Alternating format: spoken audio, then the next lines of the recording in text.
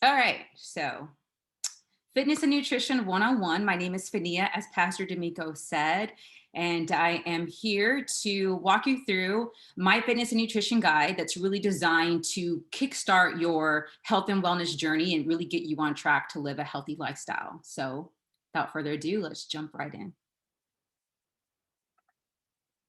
So the objectives today is to live a healthy lifestyle, lose weight, how to boost your metabolism, and how to really jumpstart your fitness. So those are going to be some of the areas I cover today. So first off, I want to talk about some success tips. The number one tip that I have learned throughout my last super focused year of fitness has been to work at your own pace. You don't always have to overdo it. You can modify exercise, you can modify food, modify anything you need. So listen to your body. Injury prevention is more important than getting through your workout, and your body will thank you later.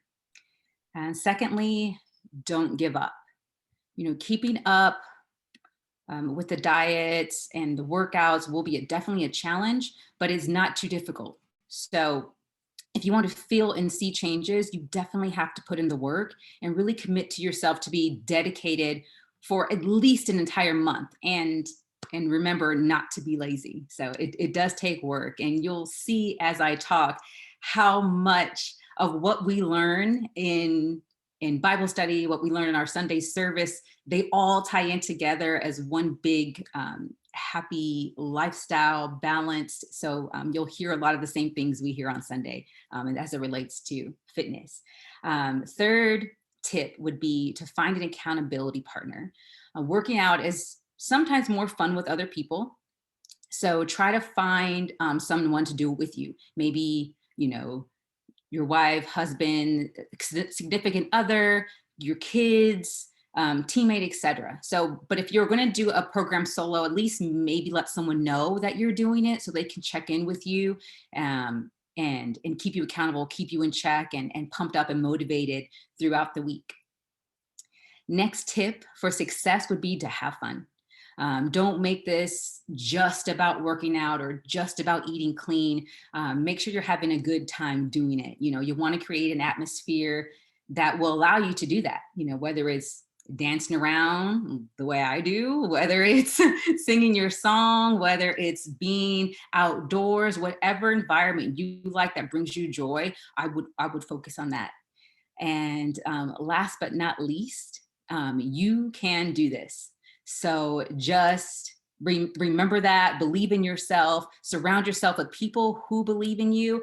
And if you have any questions, feel free to email someone like myself, someone like Larry, or anyone that can keep you motivated and keep you on the right track to reach your goals. So my information you'll see is on every slide here. If you want to contact me, I got you. Okay. My next slide is probably where I'm going to take most of the time talking. So I have been surrounded with sports and fitness my whole life, as an athlete, as coming from a family of athletes. My dad was an athlete and coach. So you learn all these things. You grow up in school. I worked for Equinox for years. So you know all of the scientific things, the food pyramid. But what I really learned this last year was the relationship aspect of food and eating. That's what really changed for me. That was different. So let's talk about it. Food for thought. Yes, I'm corny. Relationship status. So you focus on your relationships with people, you focus on your relationship with God, and you put work into this. So in a similar fashion, think of food as a relationship. So what is your status? Is it healthy right now? Is it toxic? Is it an abusive relationship you have with food? So really sit there and unpack that and be honest with it. And the same way we have therapists and we seek help in other areas of our relationships, we might need the same with food. That relationship didn't start just today, just yesterday. So just be mindful of that it is a work in progress and an ongoing relationship that you will have to work on. Next is really know your why. So why are you eating? Why do we need to eat? So I had to really change the way I thought about food. I would run to food as a comfort, because it tastes so good, that melted cheese, that butter, that bread. And I thought, it was making me happy. So when I kind of switched my mindset to think about food as really fueling my body and giving me the energy I need to perform daily life functions, just understanding the effect that food had on me mentally, physically, my energy, just how I carried myself. So it's definitely a work in progress, but I shifted that. So when you take your car to the gas station, you're not going to just put diesel gas in it. Or if you're driving around in your Benz and it calls for 91, you're not going to put 87, because that's not the type of fuel that your car needs. So that really made a light bulb go off in my head. I'm like, okay, so why would I opt to eat 5 Snickers instead of something a little bit more balanced, or or a whole peach cobbler, when I can have a little bit, So it's a work. So and I do love my sweets. Anyone who knows me knows I can definitely devour a lot, but I've helped to control that and balance that. Again, that word balance.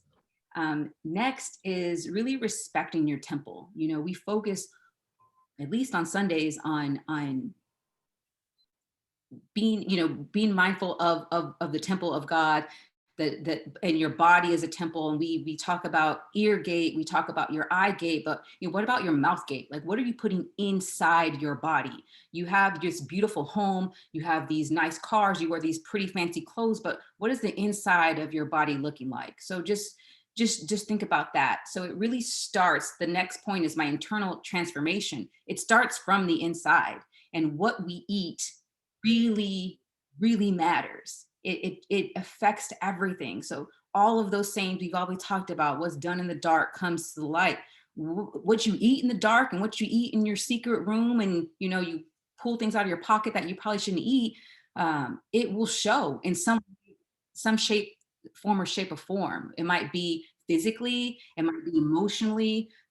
So it definitely shows. So there's really no way to hide it. My next point is really be honest with yourself. You have to tell the truth to you first. Like, look in the mirror. That is not an easy thing to do. So just speaking from experience, when I started my journey, I didn't realize how hard it was to be transparent about what I was eating. I still felt this feeling of shame, working with my coach, and not wanting to say, oh, yeah, I kind of ate not one piece of pound cake. I might have ate the whole cake. So it really helped me to realize why I was doing that, and what I was getting from it. And then I realized it really wasn't that big of a deal. Like, once I started talking about what I was doing, that's where I could start. Okay, I can meet you there. I can meet you, if you're honest. Well, we can work from where you're at. So I think just being honest with yourself is a great starting point, so you know where to go. But if you aren't honest, you're only fooling yourself, because someone's going to know that you are not doing what you say you are doing. Next, really make a decision. Make that choice and be willing to do something different that you've never done before, and you will get those results.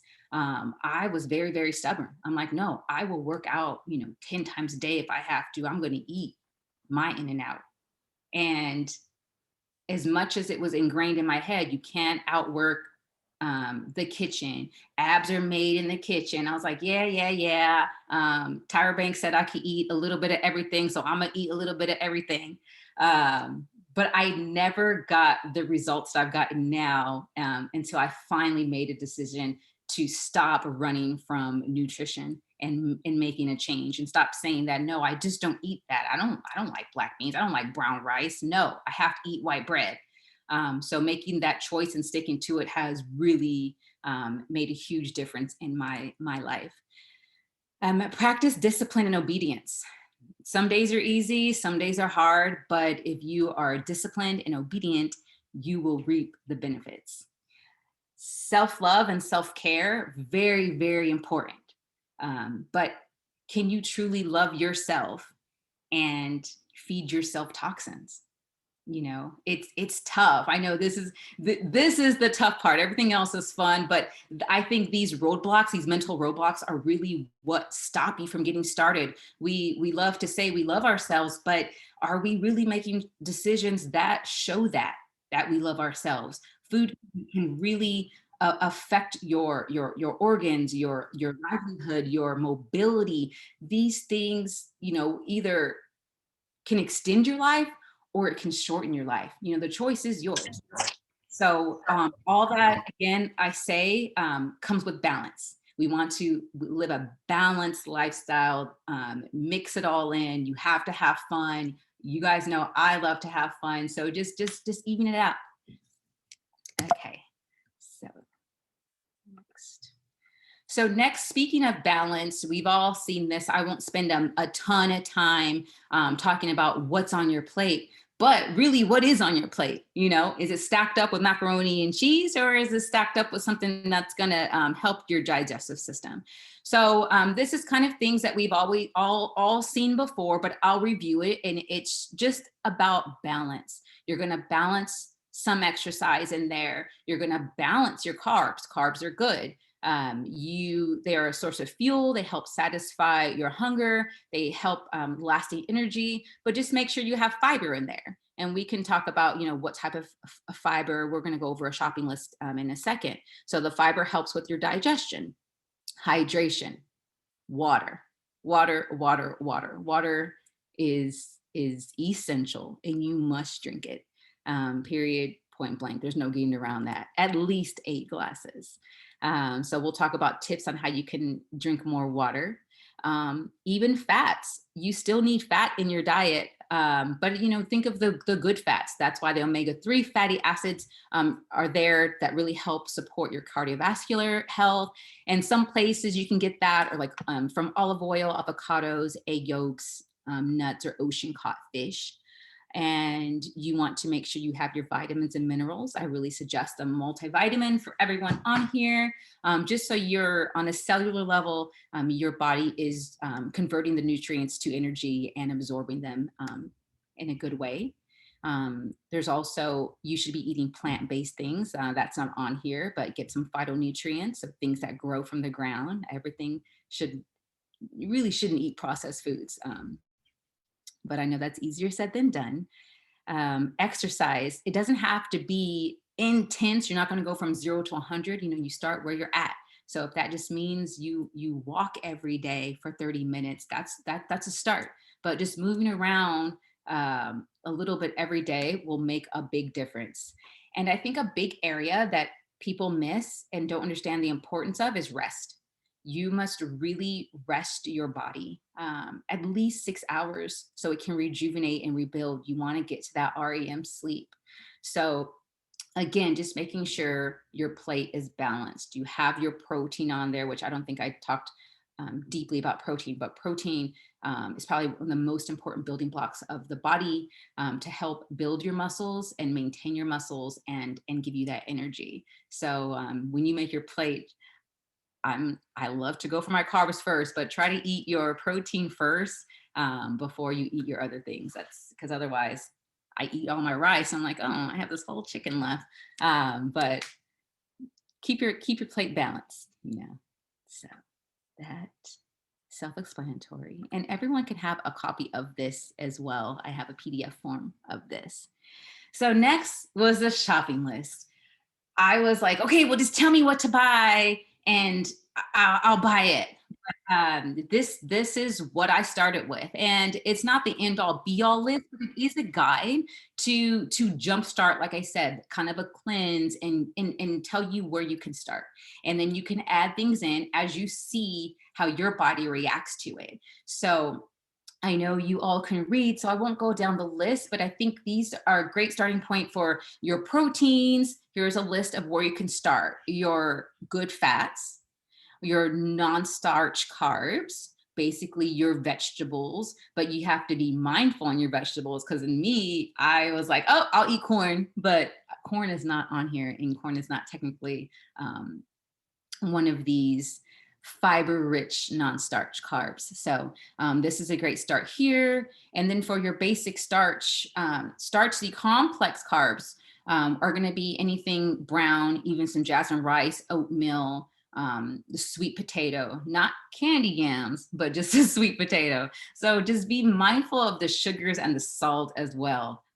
Those really make a huge difference. So pick up your pepper, pick up your red pepper, use the savory seasonings before you use the salt. You will thank me. I grabbed salt for everything. I grew up in a household where, you know, I go cut an orange and the first thing we ask is, oh, where's the salt? And like put the salt on there. Like I love salt. So if I can do it, I know you can. So also with brown rice, a trick that I have found is I still don't know how to make it from the bag, but they sell these amazing little packs in the store, like by Kroger, and you just put them in the microwave for 90 seconds and they're fluffy and good and they taste yummy. So if you were scared of trying brown rice, you should look that up and try that out. And then fruits, we know they're good. However, everything on here you have to eat in the right portion. So you can't, anything too much of one thing is always is not a good thing. So with your fruit, you're going to limit that. You remember seeing that pyramid, but I would say like 2 servings of these a day, because fruit is a natural sugar. So you can't necessarily overdo the fruit either because it tastes so good. You know, we all love good apples and pineapples, but don't go overboard with that.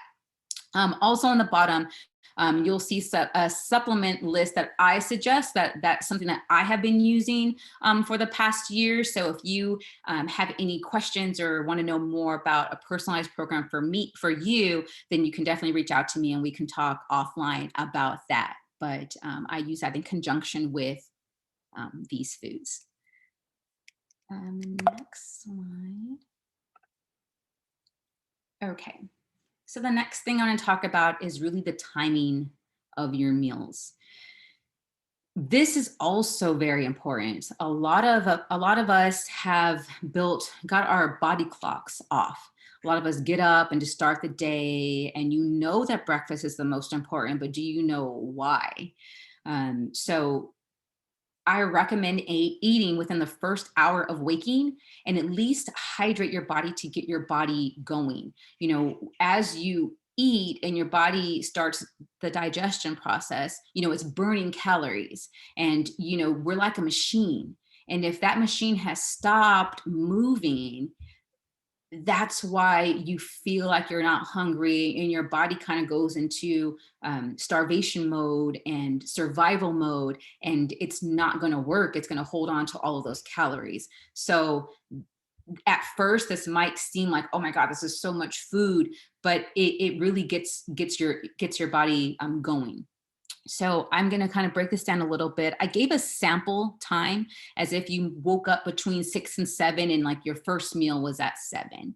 So I break my day down into 5 meals a day, starting at 7 a.m. with breakfast or a meal replacement of your choice.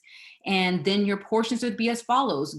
Refer back to the shopping guide. If you stick with 1 cup of protein, 1 cup of a non-starch carb, like a vegetable, and a half a cup of complex carb, you'll know that you're basically having a balanced meal. So go back to that list and think, oh, well, what can I'm going to go back to it and think, what can I make for breakfast? Okay, well, maybe my little oh, there it is. So let's look at protein. What kind of protein would I want for my breakfast? Okay, maybe turkey bacon. Great, let me get that.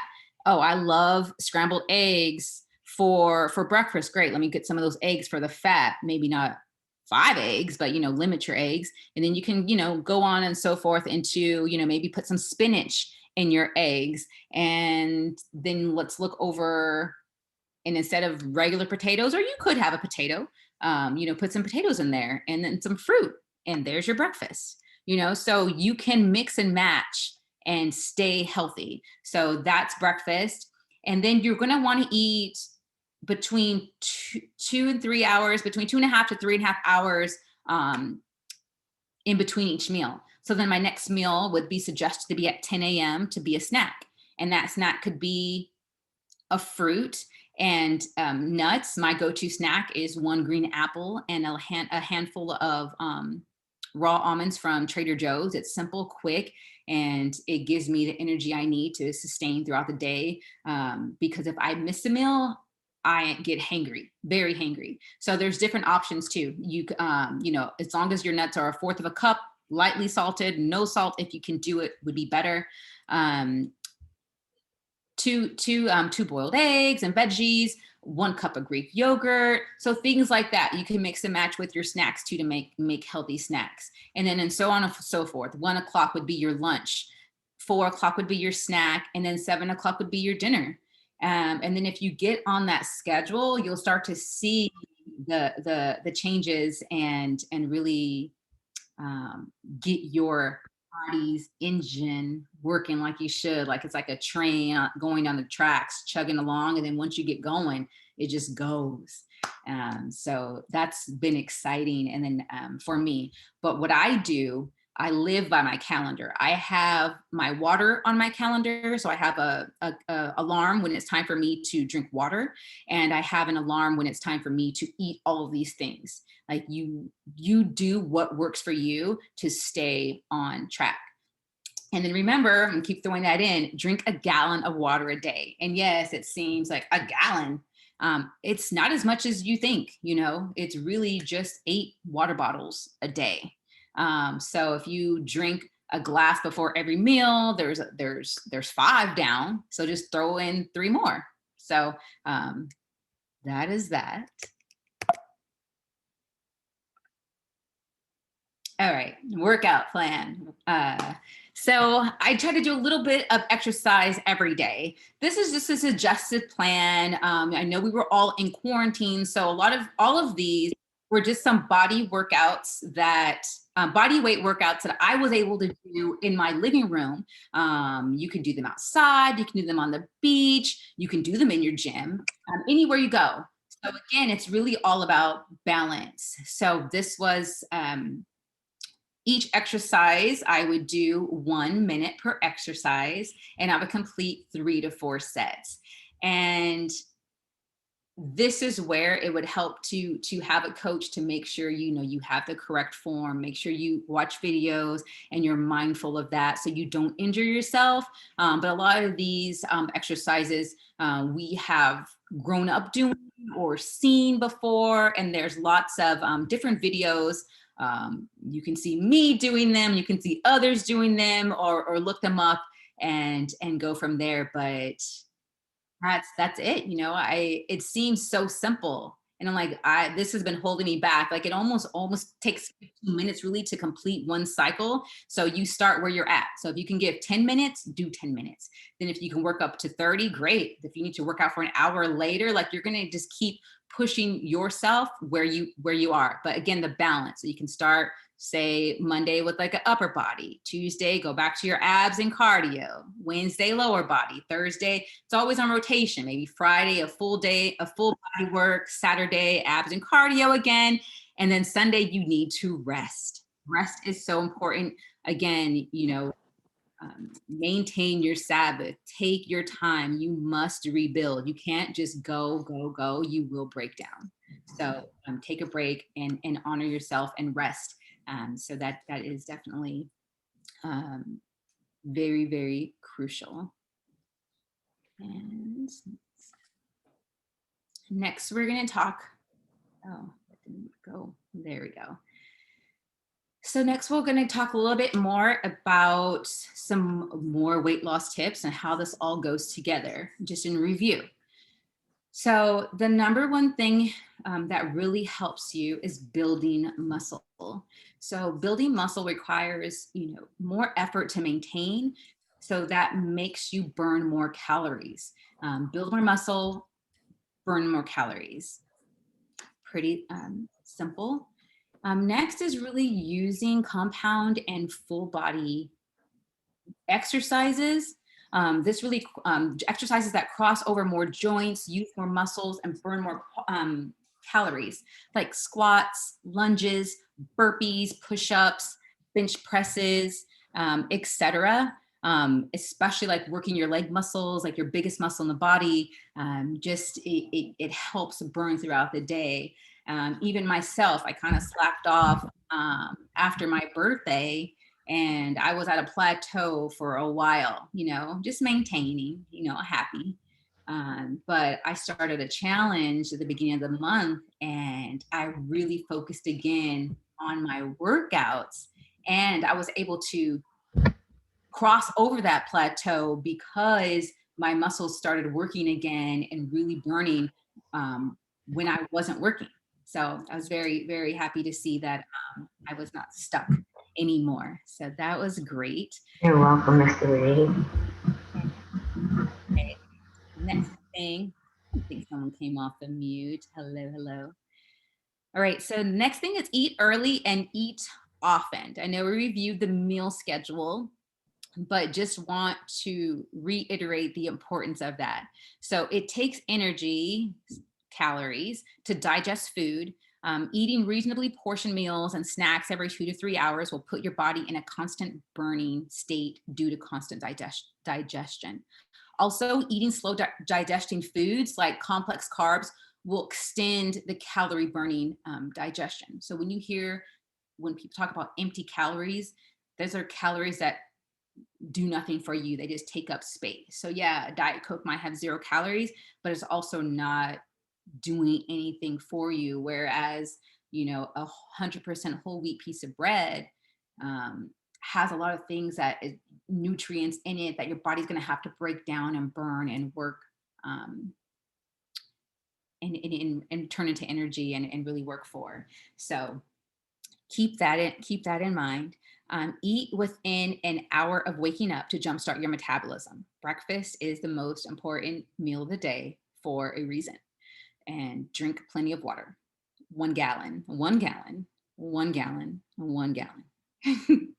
Most of us really retain water due to dehydration because we don't drink enough water. So again, the trick of drinking 1 full glass before you eat will really help curb your appetite a little bit as well. Maintain a calorie deficit. That means consume less calories than you burn and you will lose weight. It seems like simple math. A 500 calorie deficit per day will generate about 1 pound of fat loss per week. There are calorie counters out there, but beware. We all might have that Lose It app on our phone. I got stuck on that Lose It app for maybe 3 years. Like, well, it says I have 1,400 more calories of the day. Let me just eat a double and 1 Snickers and then I'm good. So you need to be mindful, because then you might be hurting your engine if you are not eating on a regular schedule, and you will not see progress, because I definitely didn't see progress that way. And I have friends who use that. So you have to make sure you keep a balance of your proteins, carbs, and fats, and make sure it matters where your calories come from. So not all calories are created equal. Keep that in mind. So you can definitely keep using those to help get you started. But if you want to take it to the next level, then you could, hire someone like me to help you, or someone like Mr. Larry, and we will get you where you want to get. And last 2, rest. Rest is one of the most optimal fat burning periods, happening when you're asleep. Your body's actually repairing itself, metabolizing while you rest. So you really want to optimize your weight loss. Get some sleep, at least 6 hours if possible, and make sure it's good sleep, REM sleep.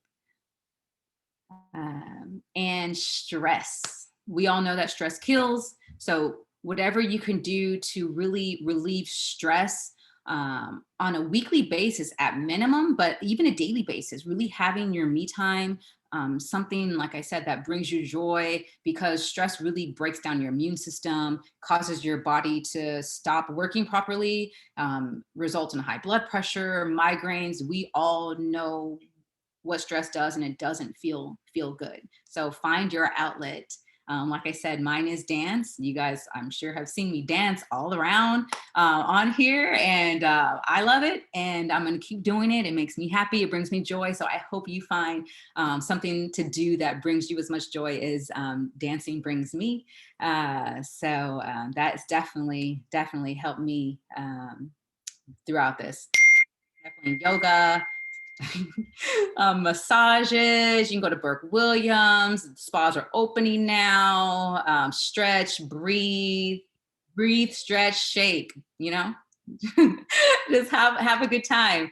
And that's it for me. Thank you so much for your time. If you want to contact me, here's my contact info. You can email me, you can private message me, and we can set up a one-on-one consultation to get you started on your journey.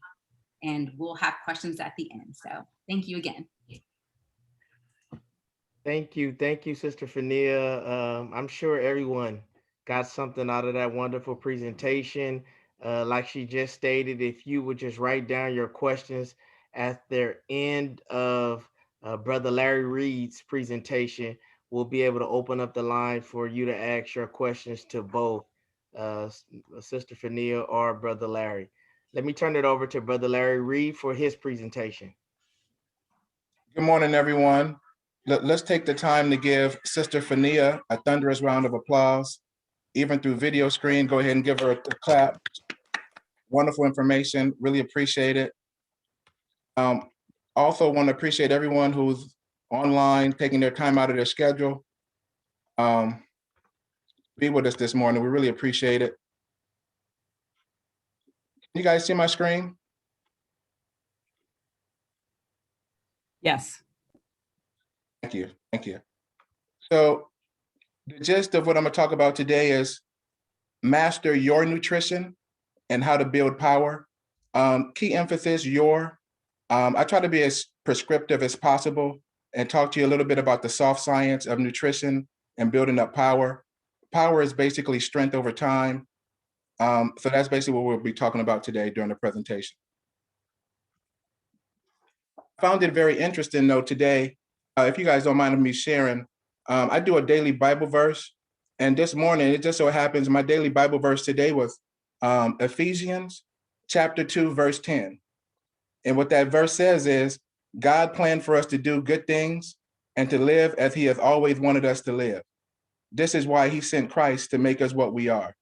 And I just found that interesting. I can't make it up. That was just my Bible verse of today.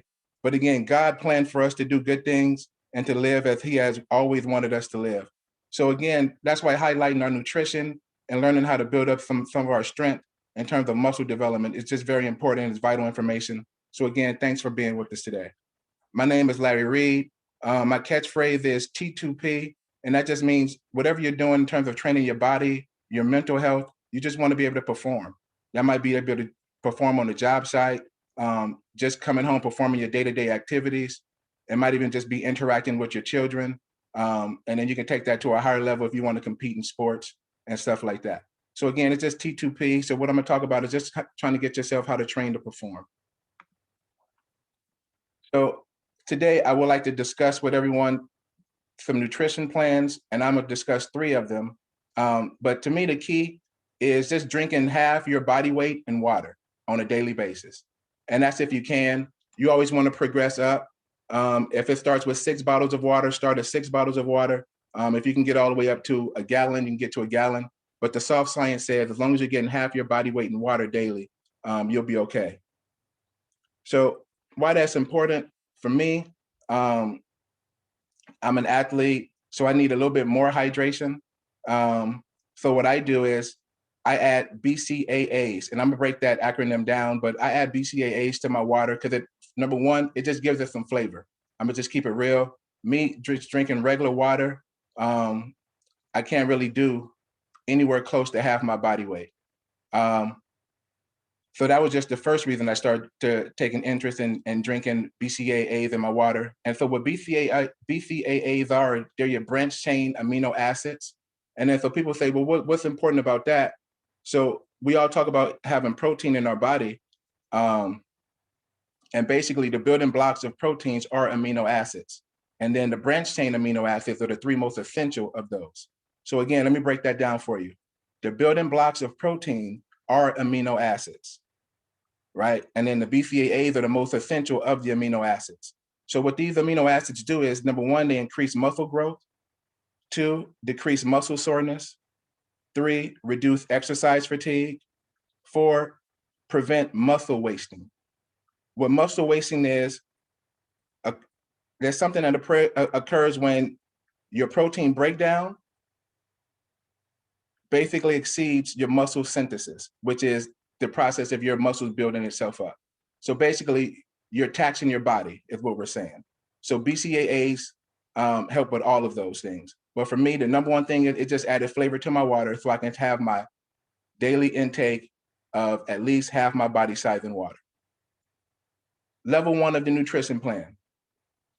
You just want to get to a point where you can master your own macro intake. You need to be able to master your own macro intake. What macro is your protein, which should be 40% of your calorie count for the day. Your carbs, which same thing, should be 40% of your calorie intake for the day. And then your fats, which should be 20%. So don't let anyone tell you that on any nutrition plan, you're not supposed to have some fats in your diet. And for you, if that's dark chocolate, if that's your thing, again, your body needs 20% of that on a daily basis. So again, don't get mad at yourself when you take 25%. Because again, we're all humans and this is just a soft science. And a lot of us, we're walking around anyways with our job. We might be walking up and down stairs. Some of you guys might take lunch break walks, just walking around just because you have 3 kids at home. But a lot of us are already doing some form of exercise because we're walking, right? And if you're not, and you're sitting down all day, you can still do stuff like yoga. You can do dumbbells. So if you're not directly on a percentage, you're okay. Just get to a point where you're close to those percentages, but you need to master your macro intake. And it can't be mine, it has to be yours. And that's based on your body weight. And we'll get into that a little bit later.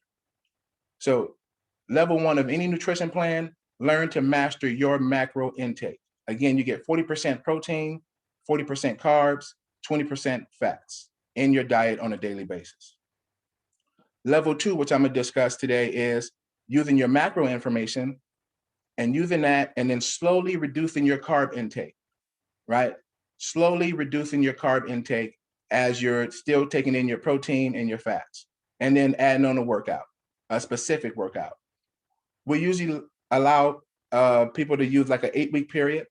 And after that 8-week period, you can come back and recalculate your numbers because usually you might have lost 5, 6, 3 pounds. And so that way your numbers are going to change slightly.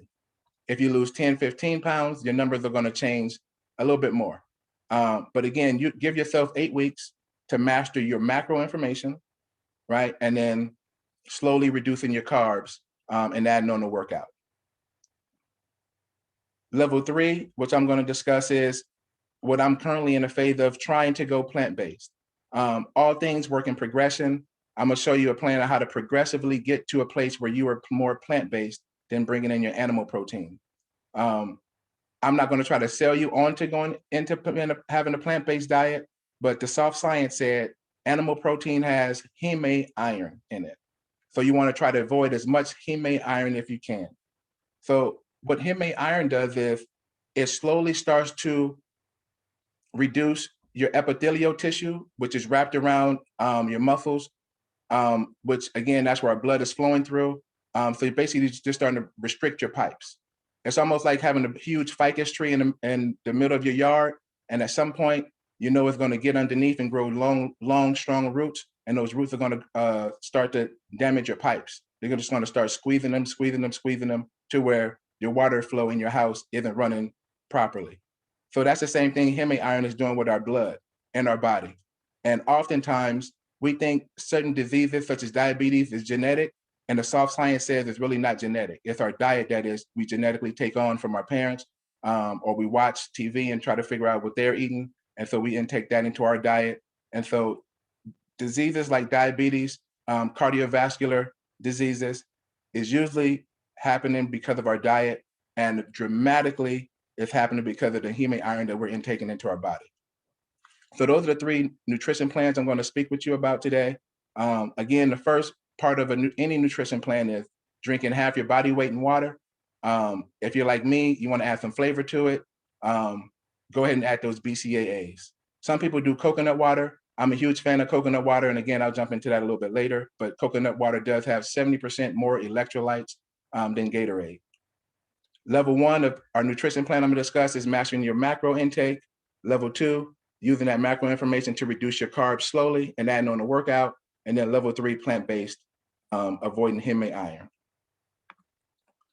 Let's go ahead and jump into level 1, master your macros, right? So your macros, again, are protein, carbs, and fats that we intake on a daily basis. Protein, you need to take in as much grams of protein to match your body weight. So if your body weight is 200 pounds, you need to intake 200 grams of protein on a daily basis. Why protein? What protein does is it grows and repairs our muscle tissue, right? Again, so as you're eating your protein, what that's doing internally is growing and repairing your muscle tissue. Protein that I used to intake, and I still intake a little bit at this point, is salmon, chicken breast, turkey breast ground beef, black beans, protein pancakes. And if you ever want to get to a point where you're mastering your macros, 1 gram of protein equals 4 calories for my calorie counters. 1 gram of protein equals 4 calories. So let's take something like chicken breast. Chicken breast, depending on the size of it, but let's go with one that has 25 grams of protein in it. 25 times 4, that's going to be 100 calories you're intaking for the day. At some point, you will need to get a food scale if you want to start to master your macros.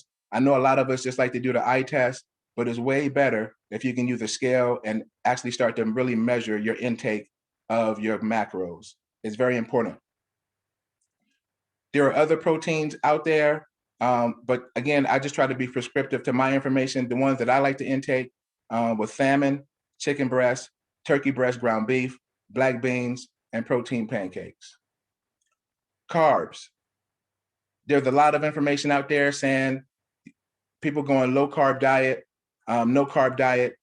You do not ever want to go no carb diet, but you do slowly want to reduce your carb intake if you are trying to lose weight. If you just want to maintain your weight, and usually for us, if we're going over our macro count, if you just learn to master your carb count, you'll start to lose weight as well. And again, your carb intake is just like protein. It's going to match your body weight. So again, 200 pounds, you're able to take in 200 grams of carbs on a daily basis, and your body will not grow in terms of adding on 10 pounds if you're mastering your macro count, meaning adding on your proteins and your fats. So again, a lot of information is out there that you have to go no carbs. I don't recommend that. The science says your body does need 40% of carbs every day. Why carbs? Carbs is fuel for hard exercise. But again, it's just fuel for your engine, for your tank, for your body, right? But if you want to get into exercise, you're definitely going to need carbs for the energy. That's why most people, before going to the gym, they have an intake of carbs to give themselves a natural energy. So that way they'll have the energy to burn off as they're working out, and they just have the energy to work out as they're working out. Again, what I like to intake for carbs were pasta, beans. So you see beans appearing in both lists, protein and carbs, and a lot of foods do. Potatoes. I used to like the red potatoes, but if you're just getting the big old sack of potatoes, those is potatoes. That's all you need. Whole wheat bread, fruit, oats, oatmeal. I used to, as a kid, I used to really like oatmeal. I've kind of gotten away from it, but now that I've gone to a plant-based more diet, I have been adding in my oats, and I'm gonna continue to add in my oats. But again, that's just oatmeal. Again, 1 gram equals 4 calories. So you're able to intake that based on your body weight. So again, if I'm 200 pounds, I can take in 200 grams of carbs, which times 4, I can get 800 of my calories from carbs. That's a lot of calories of carbs. So again, I don't want to scare anyone off. They think, oh man, I can't eat this. I can't. If you master your macro count, you can almost eat anything you want, just in moderation, and use it as a progression to master your macros. Fats. Fats is the third category of your macros. Again, you have protein, carbs, but fats, there you can have 30% of your body weight. And this is on a daily basis, right? You don't get to match it per body weight, but you get 30% of your body weight. So that's important. And I'll break that down a little bit further later. Why fats? Because fat helps you, your body vitamin absorption plus hormone production, right? Those are two vital things. It's helping your body break down and absorb the vitamins that we intake, and that's through food. Some of us do the pills, some of us do the liquid protein, but it's helping our body absorb the vitamins that our body naturally needs on a daily basis. Plus, it's creating hormone production. So those are two vital things that our body needs, and on a daily basis as social beings, we need both. How I like to get my fats in is guacamole, whole eggs, nuts. So again, you see nuts appearing again in the category, and then peanut butter. Guacamole, whole eggs, nuts, and peanut butter. As a kid, I never even tasted guacamole, but I always thought I didn't like it. A real funny story is, in my household, I'm called Little Larry. I am Larry Jr. My dad, Larry Sr., he never ate onions. So just because my dad never ate onions, you know what? Sign me up too, Dad. I'm not eating no onions either. But as I started doing more research and just growing and maturing a little bit for my own nutritional plan, right? For the last month and a half, I have been consuming onions. And actually, I'm a huge proponent of the taste and the flavor that it gives to food. I often tell my girlfriend that she's making my bagel vegetarian sandwich, I say, please give me some more onions. So again, just a funny story. Anybody's nutritional information, knowledge, and daily intake can change. That's what makes us all lifelong learners. Don't think just because you weren't willing to do something 2 days ago, if it's healthy, if it's scientifically proven that it's going to be the best for your body and your nutrition plan, right? I added on onions. I have not added on coconut, right? Because I don't want to touch coconut. But you can change as you get older, as you gain more information. But make your nutrition plan about you. That's the biggest thing I want to harp on for level 1, mastering your macros. Make your nutrition plan fit your body, your needs, your wants. Level 2. Level 2 is the same as level 1. You want to master your macro count, right? Again, for your protein, you want your 40%, but you do want to slowly, right? Slowly reduce your carb intake. Try to do it on gradually, like every 2 weeks. It's way easier. When you first start off your level 2 plan, you actually want to just master your macro count and stick to that for the first 2 weeks. You don't want to reduce any carbs. First 2 weeks, go ahead and give yourself the chance just to master your macro count. And for some of you guys, it's going to take about 4 weeks, maybe even a year. It could take 5 years just to master your macro count. But that is level 1. Get to the point in life where you can master your macro count. Because again, what we intake in terms of nutrition is going to definitely affect our bodies. And we want to live through him, and we want to be on earth as long as we can to be able to live through him so we can share the information of him. And we all know what we're talking about. But again, how that can help is mastering your macro count. And level 2, you just want to start to reduce your carb intake. You still get to have your fats. On here it says 20%, because the 20% here is different than the 30% of your body weight, right? So I don't want to cause any confusion. This is just 20% of your daily intake matched up with the 40%, and 40%, which equals the 100%, right? So this is more about your calorie intake, not about the grams of fats that you're going to get. Because again, I don't want to cause any confusion, because some of you guys might be writing notes, or some of you guys might be visual learners. You saw 30% for mastering your macro count, and here it's saying 20%. You just want 20% of your calorie intake for it, which would be 30 grams of your body weight. Also attached to level 2, I just kind of wanted to put some numbers behind it so that way you can see what those numbers look like. Here I use a person 190 pounds. I went away from the 200 pounds because I just kind of said that, but here visually, I want to break down someone's mastering their macro count and they weigh 190 pounds. In the chat, If you would like for me to do this for your body weight, but we'll do it in secrecy, you can email me and I'll drop that information in the chat and I'll send you your own macro count. So that way you don't have to do the numbers yourself, right? So again, protein, 190 pounds. That means you need to take in 190 grams every day of the program, every day. Because again, protein, that's going to rebuild your muscles and your muscle tissue. So you need your protein. Again, that's just the soft science of why protein is very, very important. You want to start off with your protein, taking that early in the morning. Protein is thermogenic. I just received this information this morning as my girlfriend saw me preparing for today's workshop. She dropped a little bit more information on me. And I'm always blessed because she always comes with a wealth of information. But she was telling me that what protein is, it's thermogenic, right? What does that mean? It's going to help us speed up our metabolism. And if you want to speed up your metabolism by 20%, right, by taking in your protein, you want to take it first thing in the morning. If you can get to the point where you wake up and your first nutritional intake is protein within the first 30 minutes, you're going to speed up your metabolism by 20%. Again, we're just talking soft science, but I always want to put the why behind the what. So again, if you're really trying to reduce weight or just maintain weight and you want to learn how to speed up your metabolism, and again, this is based off science, just know intaking of protein within the first 30 minutes of your day, right? That's going to help you speed up your metabolism by 20%. That's big. Specifically, if you get 190 grams of it, if you're at 190 pounds, you're at 150 pounds, you get 150 grams of protein to intake. So why not get a jump start? Your carb count. So this is according to our 8-week schedule. We have the carbs, which is 1 gram for the first 2 weeks. Then it reduces to 80% of your body weight.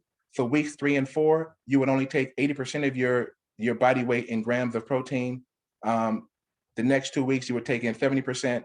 And then the last 2 weeks, which would be week 7 and 8, you would take in 60% of your carbs.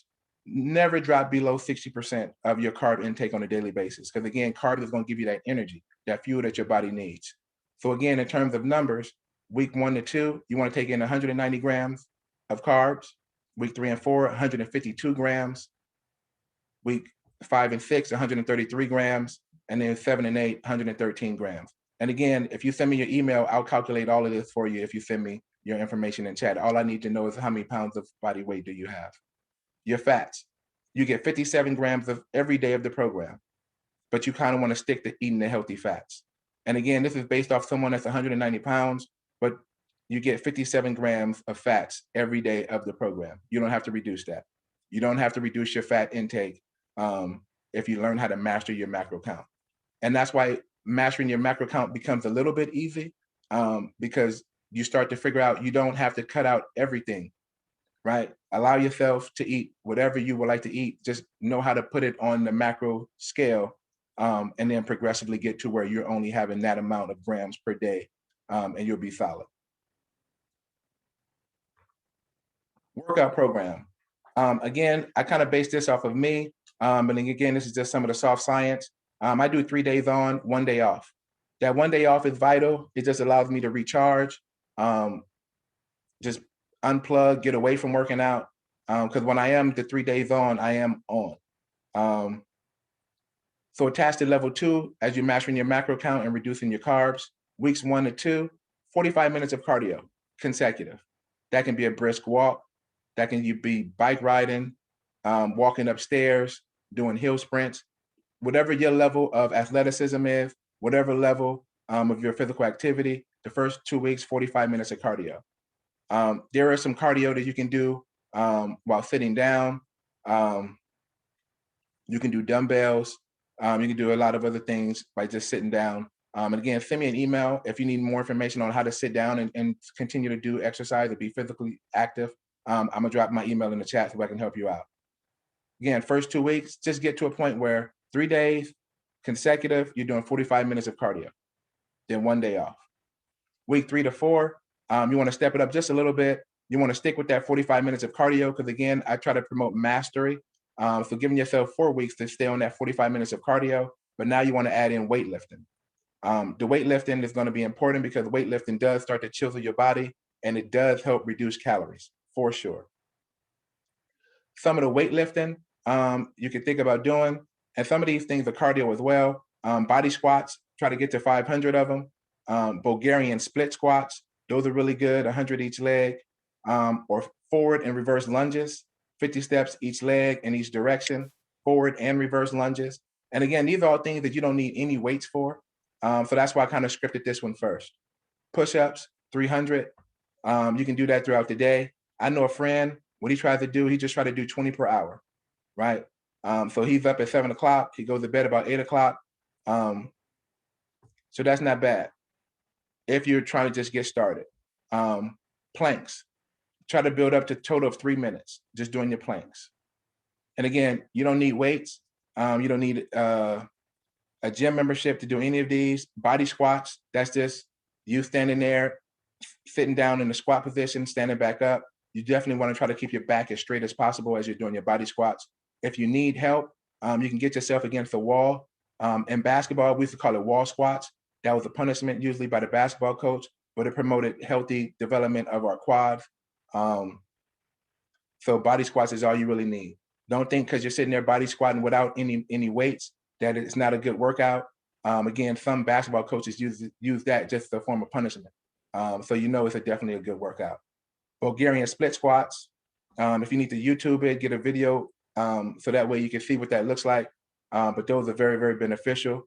100 each leg, forward and reverse lunges, 50 steps each leg, each direction, push-ups, planks. If you can't fully do a push-up, just try to sit in the plank position, right? That's the progression of being able to do a push-up. It's just being able to get into a plank position. That's why I kind of try to match those up, push-ups, planks, because you can use the planks to progressively get to a push-up. Week 5 to 6, 60 minutes of cardio. So you want to bump that cardio up by 15 minutes from doing your 45 minutes, and then add on the same weightlifting that you were doing on the week 3 to 4. So in this phase, you just stepping up your cardio 15 minutes. The last 2 weeks, 60 minutes of cardio, the same weightlifting, plus adding on 500 jump ropes. My soft science for jump ropes is always try to give kids that I talk to and athletes that I talk to a visual. I always say probably the most violent sport that we have is boxing. And oftentimes you see them in the gym, they're doing the jump rope. Boxers don't lift a lot of weights. Because again, in order to be strong, you want to get strong through the hips. So that's why the diet is important, because that's going to reduce the muscle or the fat around the hip area. So if you just stick to your jump ropes, that'll slowly start to reduce that for sure. It would definitely, if jump rope is probably one of the best ab workouts out there. It's definitely a whole body workout. But doing 500 jump ropes is beneficial to week 7 and 8. I often try to promote this with women. A lot of women, when they were little girls, they did a lot of jump roping. Some of them did double dutch. Bring that jump rope back if you can. If you can't do a full jump rope, there are some other things you can do. You can get a little small plyo box or just the side of the curb, and you can step on the curb and off the curb and on the curb and off the curb. But again, your body going up and down will start to produce sweat as long as you go progressively and consecutively, and you'll start to shaping up the ab area. That's the workout program attached to level 2 of the nutritional count where you're reducing your carbs. For my athletes who really want to get into some more in-depth knowledge of the science behind burning your heart rate, here's a heart rate calculator. If you only want to burn fat, this is the fat burning heart rate. At the following heart rate, your body will only burn fat. Let me say that again. At the following heart rate, your body will only burn fat. Sometimes I see people in the gym and they are burning muscle, right? I'm not sure if you necessarily want to do that if you're in the gym working out. So this is how you only burn fat. This is the formula. Basic number, 220, minus whatever your age is, and that's why I left that blank. So whatever 220 minus your age, you want to get that number and then times that by 70%. That's going to give you your first number. And then take that same number, 220 minus your age, whatever that number is, times it by 0.80%, and that's going to give you your window of your heart rate. For those of you guys who don't have a watch that can burn your heart rate, and you just want to know if you're doing it as you're exercising, these are 3 points that need to happen to know you're possibly burning fat only. You want to be slightly out of breath, right? You're going to start to notice a thin film of sweat on your back. And it's going to be hard to talk without stopping to draw breath. That's when you know you're getting into your fat burning heart rate. So here are some examples. And again, if you email me, I will run the numbers for you so you don't have to do it yourself. At age 30, right, your fat burning heart rate is between 133 to 152. So if you get your heart rate in between those numbers, at that stage of your cardio, you are only burning fat. At age 35, your numbers are 129 to 148. At age 40, your numbers are 126 to 144. At age 45, this is my age, my fat burning heart rate, if I can get my heart rate to 122 to 140, I'm only burning fat at that point. I'm not burning any muscle. I don't want to burn muscle. I want to build muscle. So that's why your fat burning heart rate is very important if you only want to burn fat while you're doing your cardio. My weightlifters, because again, I just want to build a program that was progressive. What I like to do, I like to talk about lifting for power, right? Power is strength over time. What does that look like in the weight room? You want to move the bar quickly, but still under control with as much weight as possible. I love to promote lifting as heavy as possible, but you want to lift it by using power. If you can't lift it, don't lift it, right? But if you can lift it with power, which means you're moving that bar quickly and under control with as much weight as possible, you're going to slowly start to create athletic movements. If you are a parent and you have a kid that is interested in athletics, please start teaching them how to lift for power, because that's what creates athletic movements.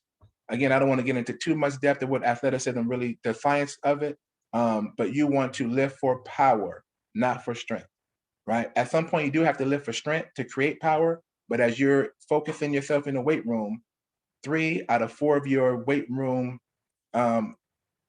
days, you want to lift more for the power. You want to move that bar quick and you want to lift heavy, heavy, heavy as you can. What does that look like?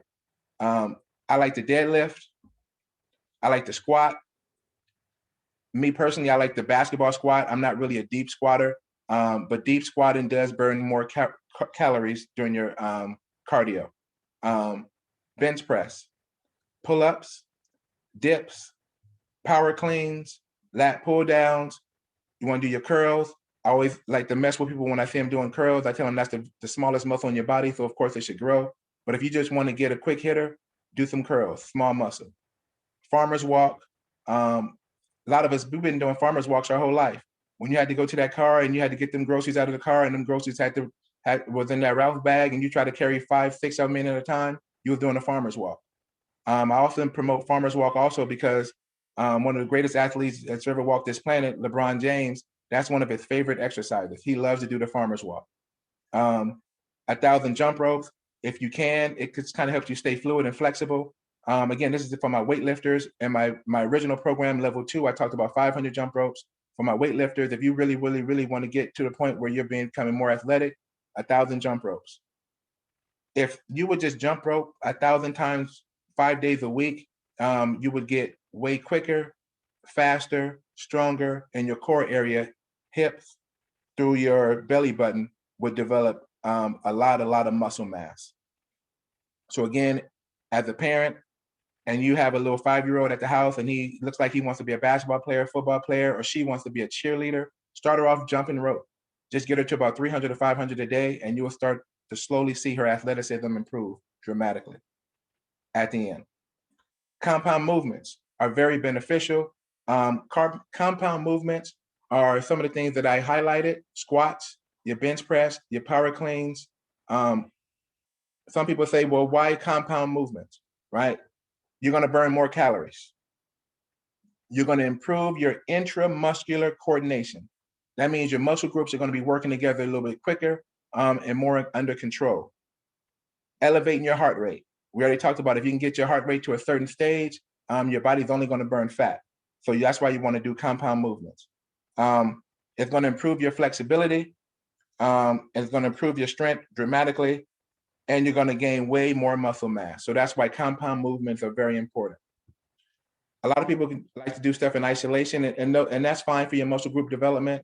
But if you want to see more gains, if you have limited time to be able to work out, you want to do compound movements because you don't have to do as many of them. Level 3, plant-based. Again, I have progressively got into a plant-based diet. I would like to say I've been doing it pretty much 80% of my day since March 3rd. I started off very slow for a month. I just tried to get more specific about taking in my vegan protein. My vegan protein, I get it from a website called Your Protein Works. It's based in Australia, but it's a vegan protein that tastes really well. It doesn't have an aftertaste, and just kind of helped me get into eliminating the animal protein out of my diet. So instead of trying to take in my 200 grams of protein through eating chicken breast, salmon, eggs, I slowly started to move into the protein shake, taking that more on a daily basis so I can get my protein intake through that.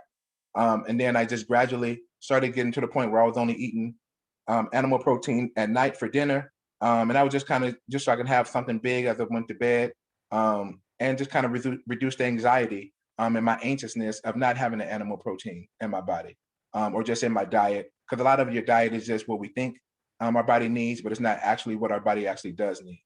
So what I did, I just progressively reduced my animal protein. And again, why? The soft science, I wanted to reduce my heme iron, right? And again, what heme iron does is it collapses the epithelial tissue, which again is going to restrict your blood flow. Here's some numbers. It reduces cancer and type 2 diabetes by 500% by getting away from animal protein. I'm gonna repeat that. It's gonna reduce cancer and type 2 diabetes by 500%.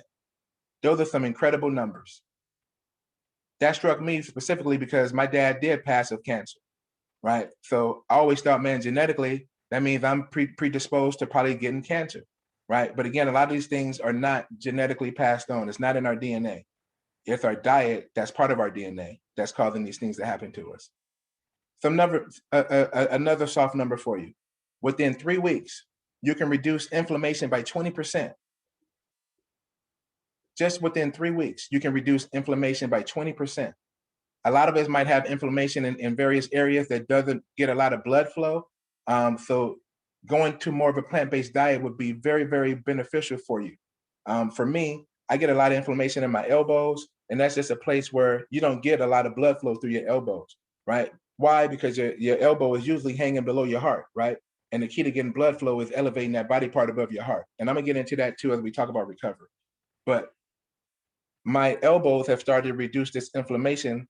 I can't say 20%, but there is a definite reduction in my elbows. A lot of us have inflammation in our ankles, which isn't going to get a lot of blood flow, or in our hip area. And so in order for me to just trust why going plant-based, it's going to reduce your inflammation by 20%.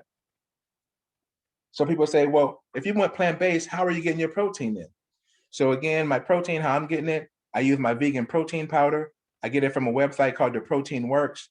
It doesn't have an aftertaste. They have many flavors. I stick to the vanilla, but it's a very flavorful taste. I use it with almond milk.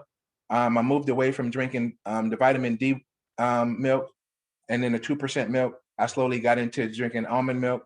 And so I mix my almond milk with my vegan protein powder. And that's usually how I get probably about 60, 70% of my protein intake for the day.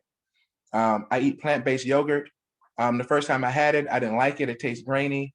So the second day, I was able to add some blueberries and strawberries into that plant-based yogurt. And it still didn't taste all that well, but I liked the fruit, so I just ate it. I just finished it. By the third day, my palate, my tasting patterns was able to absorb the plant-based yogurt. And at that point, it was just weird. Like, I didn't even really need the fruit anymore, but I kept the fruit in it, and I still keep the fruit in it. But I can now eat plant-based yogurt, and my palate, my taste, it's not thrown off dramatically. Ezekiel bread, as a great bread to eat as we want to absorb our protein. It's very healthy. Again, it's plant-based. Ezekiel bread. On the packaging, I think that I forget the verse, but it's pretty much considered God's bread. Almond butter, I moved away from peanut butter to almond butter. I eat a lot of black and pinto beans. When I go to Chipotle, they usually kind of look at me funny when they ask me, what do I want? And I say white rice, and they say, which beans? I say both, because I do like pinto beans, but I've slowly learned to eat black beans. Why black beans? Black beans have the most protein in them. Sofritas. Again, when I go to Chipotle, I don't get the chicken anymore. I don't get the carne asada anymore. I get the sofritas bowl. So again, that's how I get a lot of my intake of protein, is through my protein powder and the sofritas that I eat. Lately, we've been using soy riso. You can get that at Ralph's. To me, it tastes like sofritas, but I haven't done the research to say it is sofritas. But it's a good quality meat that's vegan that I like. Actually, last night we had some chorizo tacos, just with some white rice and some guacamole, and I'm telling you, it was quite delicious. Tofu, I don't eat tofu, but that is a protein intake you can get if you're on a plant-based diet. Tempeh, I don't eat tempeh as well, but it is a really good source of protein, and it's a very lean protein that your body can intake if you're looking at going plant-based. Edamame beans, lentils, seitan, chickpeas. I like protein pancakes, green peas, spirulina, spinach, quinoa, soy milk, oatmeal, wild rice, nuts, broccoli, asparagus, sweet potatoes, Brussels sprouts. I just wanted to give people a list of things you can take to get protein as you're trying to get to your protein count if you go away from the animal protein. Quickly, I just want to talk about recovery. The phases of recovery. First one is you got to get that sleep. Sleep is the main recovery that we can get. That's why we should be doing it at least 6 to 8 hours on a daily basis. Maximum, if you get 8 hours of sleep, your body is going to naturally recover. Stretch, because it's going to keep your muscle groups really flexible. That's a very important way to recover. It's a healthy way to recover. You don't need any money to stretch. You don't need any money to sleep. Those are two things you should definitely try to start your day off by doing. Coming off a great sleep, getting a nice stretch. Rest. As I'm working out, I always rest days in between muscle groups. So if I bench press on Monday, I'm not going to bench press again until Wednesday. Most likely for me, my best day is going to be if I bench press Monday, Thursday. If I go ahead and get my full 2 days in between the same muscle group and do the same exercise. What recovery does, if you want to use some items listed below, is you want to create blood flow to the sore area. We talked earlier about why we have sticking points in our body, such as our ankles, our hips, and our elbows, because they're all underneath our heart. The first part of recovery is you just want to get whatever that muscle group that is sore above your heart. So if you just slowly elevate that muscle group over your heart, right, that's going to slowly get blood to drip down. We are all alive because our blood is flowing. So that's another key piece of recovery. You see some people using a foam roller. Some people get massages. Some people do the massage gun. One of my favorites is a TINS unit. It's a very inexpensive item. You can get it from like CVS. It's like at like $60. You can pay $100 for a bigger, more expansive one, but you can just get a basic TINS unit for like $60. It's going to create blood flow right to that area. Normatec boots. Recently, we have purchased the Normatec boots. My daughters who run track, they've been using Normatec boots for like the last 5 years. It's just a suction massage, but it's going to create blood flow in that area that the suction is on. You can do cupping. Some people think cupping hurts. For me, when I got cupping, it didn't hurt. Cupping, the benefits of cupping is going to start to slowly bring those toxins, those bad toxins up to the blood and release it out. If you want to do the ice heat ice cycle, always end on ice. So that's why Bo did ice, because sometimes you can just ice, right? But as long as you end on ice, not on heat, as long as you end on ice, you're going to create blood flow and reduce the inflammation in whatever that body part is. But if you want to maximize it, you want to put that body part over your heart. Some people do ice baths. Some people do cryotherapy. Cryotherapy is just nothing but an ice bath without having to feel the wetness of the ice. But those things are going to create blood flow and it's key parts to recovery. Before working out, right, have your carb intake, right? Because if you just need energy, which is part of recovery, that's why we want to recover to create energy. Just have carb intake before you work out, or black coffee. Remember, black coffee only has 5 calories in it. It's usually the stuff we add to our coffee that's going to create the calories. So black coffee is not bad, and it could definitely be a pre-workout. After workout, if you can, try to take your protein within 30 minutes. Why? Because during that 30 minutes, you're taking in your protein after your workout, it's going to be absorbed by the fresh blood cells. And those fresh blood cells will travel to your muscle groups that are being repaired. Liquid protein gets to the bloodstream quicker than food. So if you can, try to have liquid protein, but if you need to eat a meal like chicken breast or salmon or eggs, try to do it 30 minutes after your workout, because those are going to, those grams of protein are going to go to your fresh blood cells, which again are traveling to your muscle groups that are being repaired. Again, my name is Larry Reed. I'm gonna drop my email in the chat. If you have questions, we're gonna be around for 20 minutes to answer some of those questions. But again, I just wanted to give you guys just a little bit of the soft science behind creating a nutrition plan that's more valuable for you, not about me. So again, that's why the presentation, we start off saying, master your nutrition, right? Yours. It's based off your body weight. Again, thank you for taking the time. Really appreciate it. Come on, let's give both our speakers a round of applause. Go ahead and clap your hands. Go ahead and just be appreciative of the wisdom and the knowledge. The scripture says, "In all thy getting, get an understanding." And so we just praise God for sending these two wonderful vessels here to pour into us. Now we're going to play this unmuting thing. And I'm not going to unmute everybody, because that just opens up the door for mass chaos. And so if you have a question, would you just unmute yourself and ask either Sister Fawnia and Brother Reed the question? And then if you don't mind, I want to, at the conclusion of that, I want to pray us out, that God may continue to cover us, and then we'll be free to go on this day. So let's spend like 15 minutes or so asking any questions that you may have for either Sister Fawnia or Brother Reed. If you would unmute yourself, we would all be able to hear. Hi, I have a question. Hi, everyone. Good morning. Good morning. I have a question for Brother Larry and Sister for Fawnia, for my sister. All right. Well, but Larry, great job to both of you guys. This was very informative. I wanted to ask you, Larry, because you mentioned a lot about workouts and things like that. I've recently been in an accident, so I got to be careful with my my workouts right now. It's all about stretching and yoga. I wanted to know your thoughts, and Fawnia's too, if you have experience with the exercise ball, but not just the exercise ball, but the desk. Like it's like you use it to work, like at your workstation, but you can also use it to work out. Supposed to help with your posture. Correct. That's what I was gonna say. I don't have much knowledge of it. I do have the big round ball that I often use. Just by sitting on it, sometimes that's going to develop your muscle, your core strength, because it has no balance to it. So just stuff like that. Sticking to your yoga. Yoga definitely is a strengthening activity. Yeah, just sitting down. I would just stick with those. But they definitely work because it's going to create core stability. Thank you. And then Fawnia, I had a quick question about, you mentioned corn. I don't know if I missed broccoli. I heard recently broccoli's not like, it's like a hybrid, or it's not a real vegetable, or something. I don't know. I heard it somewhere.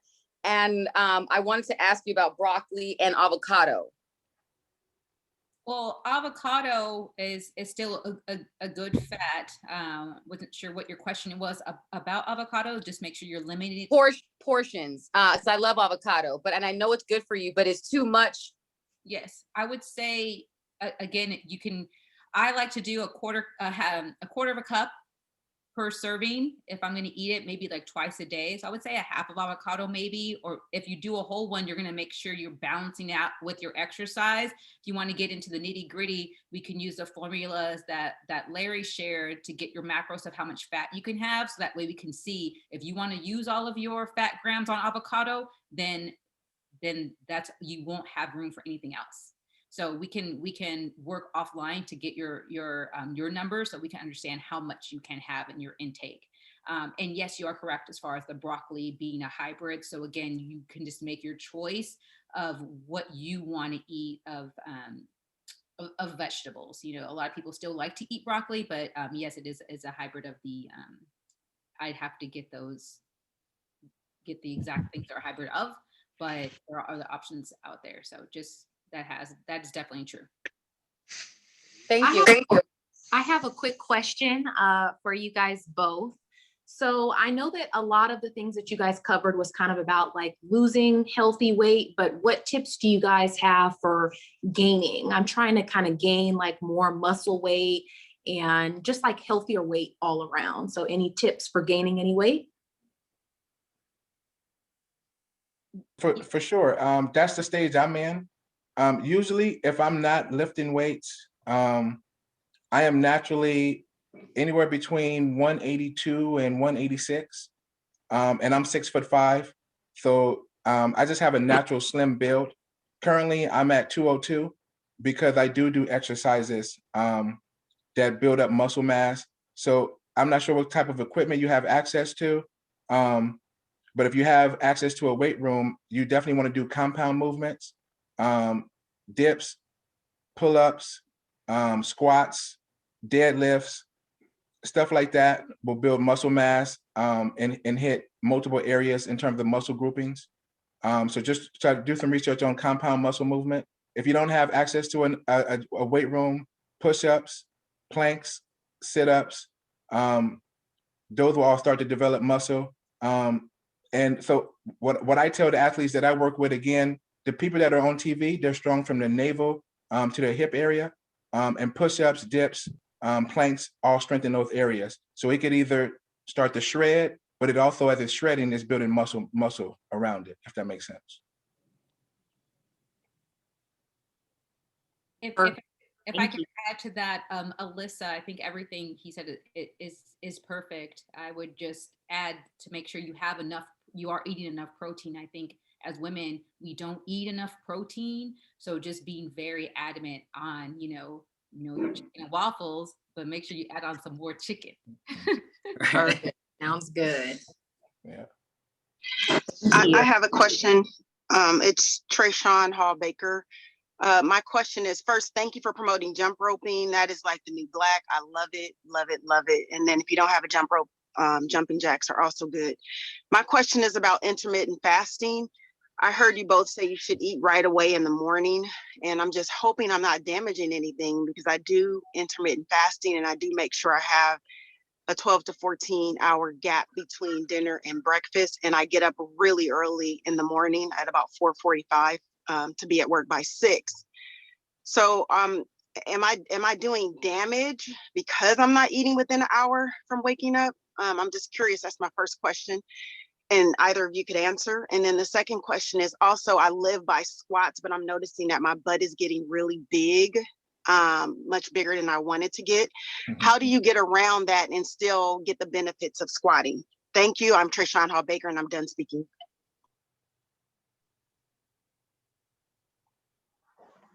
So unfortunately, yes, the squats are going to build up that muscle group. So I'm not sure how you'll be able to get away from that. Maybe reduce the pounds that you're squatting, or try to do them a little bit quicker so your squats turn into more of a cardio. In terms of the intermittent fasting, I kind of went through that stage as well. I'm an administrator at my day-to-day job, so and this wasn't in a healthy format, but I would go to where maybe I might have some yogurt in the morning for breakfast because I was trying to get to work early, and then I wouldn't have another meal until maybe like 3 o'clock, and that was again waking up after about 6 to 8 hours of sleep. So I was just doing intermittent fasting without trying to do intermittent fasting. And I know you say you do about 12 to 14 hours, but intermittent fasting just kind of goes in phases. But I think that just kind of naturally kept me slim, but I wasn't building any muscle because I wasn't getting enough protein, or usually I was binging one big old meal. And that one big old meal, your body cells at some point has to absorb all of these things that they need to intake. So it just made them bigger and bigger and bigger. So I was producing more fat as opposed to muscle mass. Thank you, Brother Larry. If I could add, Trayshawn, with the squats, like you said, they're going to build that, but maybe you can, aside from just how quick you're doing your squats. Maybe look at your feet placement as well. How their place could put a different area of your butt, change the focus a little bit. So maybe we can look at that. And with the intermittent fasting, that's something I saw that both you and Sharon asked. So we'll definitely look into that. But I don't see it as being damaging. But if you don't currently have the results that you want, maybe it's worth looking into. Sometimes I don't eat right away and I do a fasted workout, but I at least drink my water right away to get my body at least going and something in there. And then I might do a workout and then eat. So that's the only time that I skip eating as soon as I wake up. Thank you for that. Just if I could add one more thing, you're right. I do drink almost half a gallon before I eat anything. So that is the first thing that I do when I get up. As soon as I get up, I get my first ounces of water. But going back to Mr. Larry, the 12 to 14 hours are only between dinner and breakfast. And then it may be 2 hours, at least 2 hours in between for the rest of the day. So I just wanted to clarify that. And thank you both. I appreciate, this was great. No, for sure. And again, if you're using your intermittent fasting to control your caloric intake on a daily basis, then it's basically working for you. So I would definitely stick to it. We'll take about for 5-8 more minutes. Any questions? I have a question. What about keto? I'm trying keto. Do you guys have an opinion on keto? No. I prefer a more balanced approach. I haven't tried keto. I've known some people who have done keto, but I think the biggest thing for me is just really being able to sustain something for a long period of time. So if you want to sustain that and continue with such restrictions, then that could work. But I think at the end of the day, you want to pick something that you'll be able to sustain and maintain and still, I personally I don't like as many restrictions because then I don't feel great and I feel like it's more of a chore. And I haven't really met a lot of people on keto who are happy while going through the process. But if you are enjoying it and brings you joy, then I would do it. But I think it's I personally prefer a more balanced approach. I have a question. This is Deborah Russell. Can you hear me? You can? Okay, Yeah. great. My concern is, I thank you both. It has been very informative, and I really thank you. I'd like to know about, you said you need rest, sleep. I don't get 8 hours sleep. I don't get a good 6 hours sleep. I was wondering if you had some tips on how I can get more rest, or what I can do as far as getting some real good sleep. I would say probably about 4 months ago, I was only getting about 3 to 4 hours of sleep per day. So I started off by using melatonin, and that worked a little bit, but it just wasn't getting me to the 6 to 8 hours of sleep that I really needed. So lately, what I do try to do is I try to have like a heavy meal before I go to bed. And to be honest, I just have learned to reduce my anxiety and anxiousness a little bit in the morning. So when I first wake up around 4 a.m., I used to just get up, but now I just try to have control my urges to get up, and I just stay laying in the bed. And usually within about 25 to 30 more minutes, I am able to fall back to sleep. So I had to just conquer a little bit of my anxiety and my anxiousness about not just wanting to be the first person up, or just waking up, opening my eyes and just trying to get up out of bed. So that was some strategies that worked for me. I do try to give myself the benefit of the doubt. If I only sleep 4 hours, I will try to just catch a nap later on during the day. But that rest cycle was important, and Sister Fawnia talked about earlier, if you can get to that REM sleep, that's even more essential. Love to. Okay.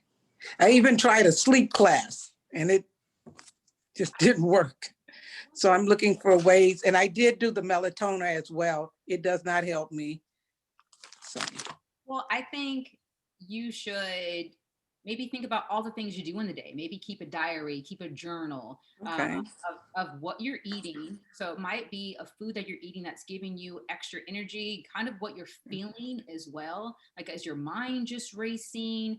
Did you exercise in the day? Was it someone you talked to? Like, just really pay attention to what you do all day. And can you adjust anything in your daily schedule to get your body on another track? Because right now your body is used to what it's doing. If it's used to not sleeping, it's going to keep not sleeping unless you do something deliberate to change that pattern. So I think it's first understanding what's happening to see what you can tweak daily and to try something different.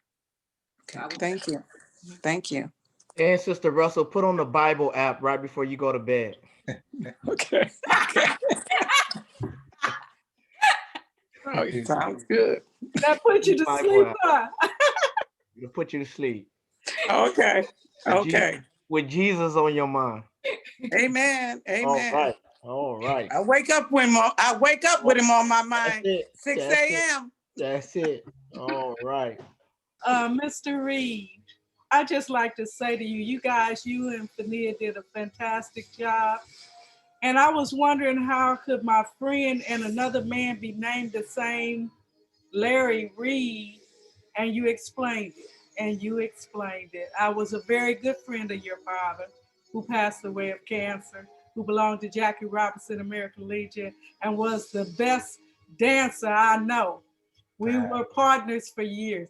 So just want you to know I had a good job. I'm very bad at dieting. Dieting is something I'm not very good at doing, but I really know I need to do it, and exercise too. Stop shaking your head, Janine. And I know I need to do it. So I'm so glad that you guys had this format, and possibly this can lead me into a better lifestyle. So thank you so much. No, thank you. And just do everything in progressions. Just start slow. Again, try to start what you can maintain. So just start off slow to go fast at some point, but definitely start off slow and just use progressions. And when you're not able to do your goal for the day, don't get down on yourself. Just know that you have another day to get back to it. Thank you. Agree. And then Joyce, I would just say, yes, make sure you give yourself grace. You know, no one is perfect and no day is perfect. So some days you might want to have an extra treat or eat a whole pizza, or you know, some days you don't. So just know that I don't look at it as a diet. I look at it as a way of life. So I'm gonna make slight changes to just keep doing it. It's a lifestyle. It's not a diet, because if you do a diet then you stop, you go right back. So something that you can maintain and enjoy. So it's just finding ways to change your lifestyle slowly, but make it work for you. Thank you. Hi, this is Azalee. Oh, Dr. Azalee. I just want to know, what is BCAA to put in the water? Yeah, so it's your branched chain amino acids. Again, I use it more for flavor. Where do you get it from? I get it off of Amazon. The brand I use is called Extend, EXTEND. Okay. Also, you know, I do have BCAAs on my website. I do sell Herbalife, and I use BCAAs from there, and I use aloe in my water for my digestion. I didn't get into all those details, but if you want to, you can also use them from me. So I'd be happy to review those with you if anyone has any questions about that as well. But you're welcome to buy them anywhere you please. Oh, okay. Send me a bottle. We have time for a couple of more questions. So if you have Good morning, everybody. This is Velma Vigil. I have been trying to lose weight. It's been over a year that I have not been eating what I want to. I have been cooking like I want to. I've been trying to eat healthy, more vegetables. My question is, since I'm older, it's taking forever.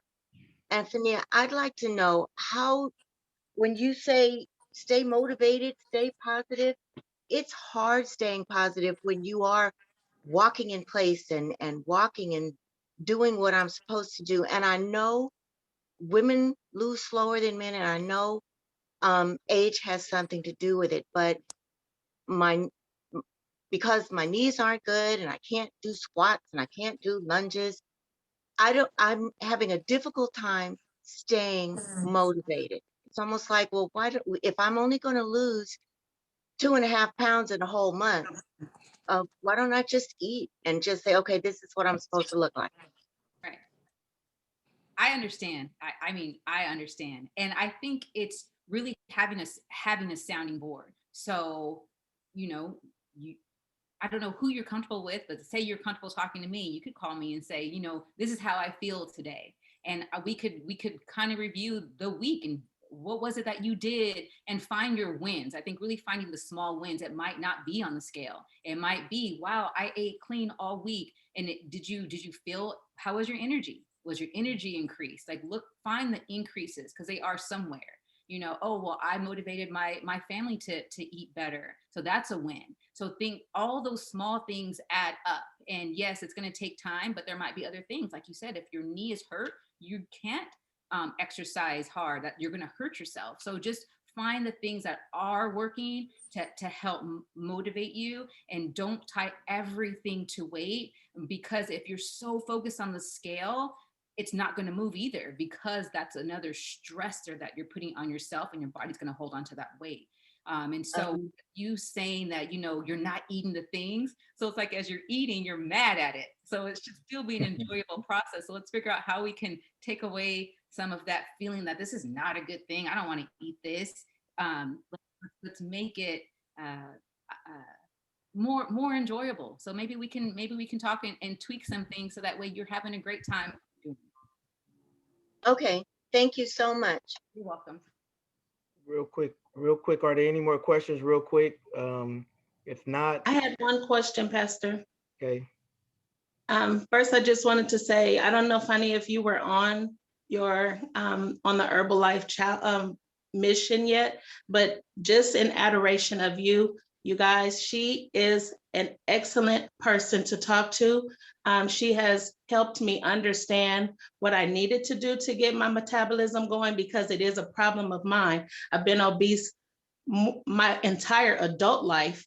But in knowing what you need to do for your body, because growing up, we didn't learn, like you taught us, Mr. Reed, about our body, where diabetes is not hereditary. It's the processes and the ways that we've ate in family functions that have encouraged us to continue that diabetic life. But Fawnia has taught me, I now carry almonds with me. I carry a lunch with me, where I was eating only one time a day. I completely took everything out of my drink life, then water. My question about metabolism: how am I, or what should I be eating more so to encourage my body to eat up the fat that I'm eating and not hold on to the fat that I'm storing? I guess is where I was actually going with it. And Joyce, I wasn't shaking my head at you. I was in, that's me. Thank you both, and I'm gonna be off.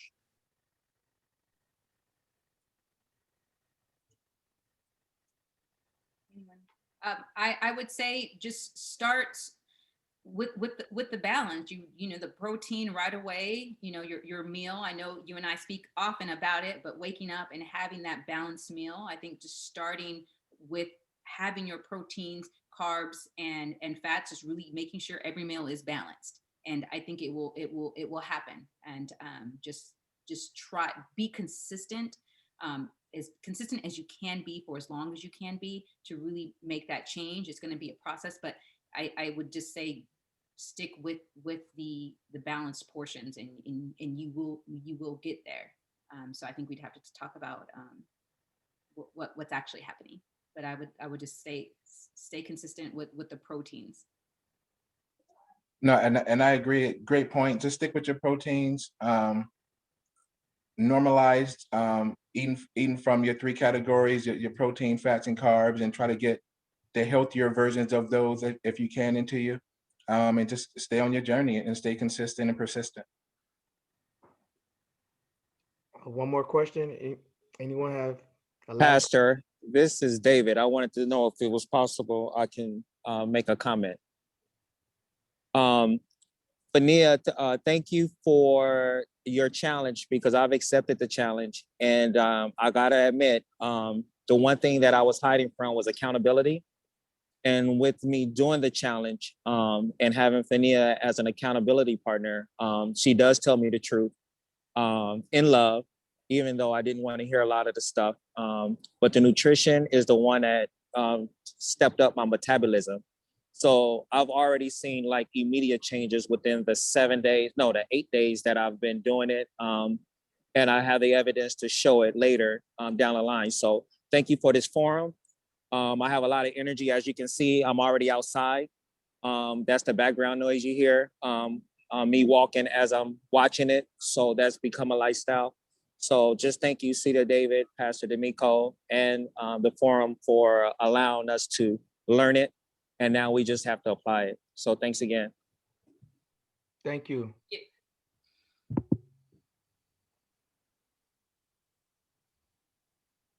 Any other questions?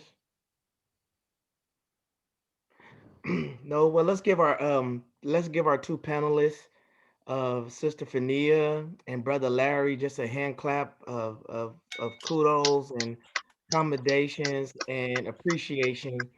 I am so gifted and blessed, I feel, that God has sent these type of individuals who love God and then have love for people. And so we praise God for bringing these vessels to us that we might benefit from and share with. And so I praise God. I want you to write and I want you to meditate on this journey. Psalm 118, verse 17. Psalm 118, verse 17. And the psalmist declared that I shall live and not die and declare the wondrous works of God. And notice the scripture says, I shall live. I shall live and not die. I shall live. I shall live on this side and not just exist. It does not say I should exist. I shall live. And so my hope and my prayer is that you got information that would allow for you to make better choices that you might live. Shame on us if we leave this life and it's only said that we existed, when the goal should be that we lived. Jesus hung on a cross that we might live.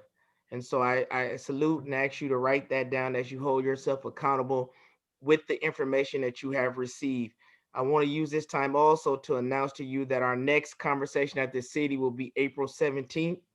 If you recall, we brought Dr. Tama in February, and the discussion was so rich that we thought it'd be prudent that we bring her back, that she might feed into us about our mental health is just as it works in concert with our physical health and how we might relate one with another.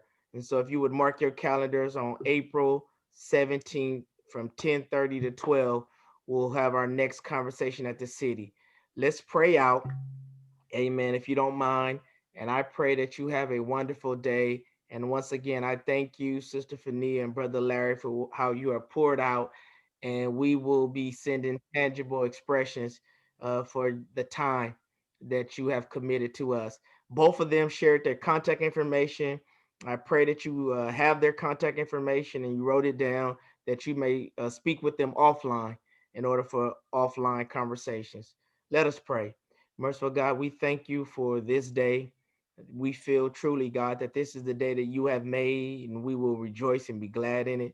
It's a day unlike any that we have ever seen or ever will see.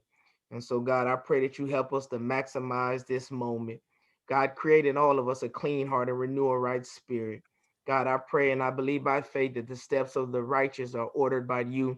And so we're not going to lean on our own understanding, God. In all our ways, we will acknowledge you and believe, God, that you will direct our path. Thank you for these two individuals, God, that have poured out into us. You have used them in a mighty way, God. and they have served you and served your people, God. And so I pray right now, God, that you would return back to them a double portion of that which they have poured out. Meet every need in their lives, God. Bless them abundantly, all that they set their hands to. And God, I ask as we leave this call that you would convict us, that we make better choices, God, that we understand life is about choices. You gave us free will, God. And so we ask that we make better choices related to our diet, make better choices, God, related to our health, God. God, I pray right now that you would convict our hearts to give us the discipline to see any progress as progress, and that we put one good moment on top of another good moment. And soon, God, we shall build a monument that you would find glory. I pray right now, God, that you have your angels to attend to every one of our needs, be a hedge fence of protection all around us. Thank you for every participant. Thank you for the families and the dreams that are connected to them. Bless both abundantly. And we will give you and you alone, God, all the glory, all the honor, and all the praise. We love you, God, and adore you. In Jesus' name, amen. Amen. Thank you much. Have a wonderful day, and I pray God's blessings upon your lives, not only this day, but in this season.